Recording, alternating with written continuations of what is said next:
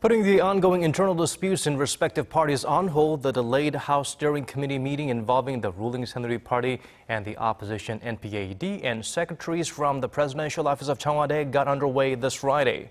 Our Park Geun has more on this tense encounter between ruling party floor leaders and presidential officials.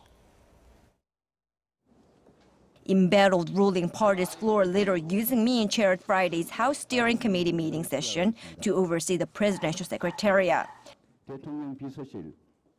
The meeting adopts the budget settlement on the presidential secretariat's closing accounts for the 2014 fiscal year. It was the first encounter between the floor leader and Presidential Chief of Staff Byung since President Park Geun vetoed the controversial revision of the National Assembly Act last week. At that time, President Park harshly criticized Yoo, and since then, the floor leader has been facing mounting pressure within the party to resign.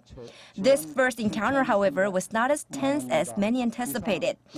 Presidential Chief of Staff Lee did not mention any comment on whether Yoo should resign or not, and rather he urged the Assembly's cooperation on the supplementary budget bill. The supplementary budget plan was approved during today's cabinet meeting, and it will be submitted to the Assembly soon. We hope the Assembly passes the budget bill at the earliest possible moment. Meanwhile, the main opposition New Politics Alliance for Democracy heard questions to the president's secretaries over the veto of the bill that would have allowed lawmakers to request revisions to government decrees. The president vetoed the bill on the grounds that it could threaten the constitutional principle of division of powers. But do you have any idea on how other countries' parliaments supervise executive ordinances?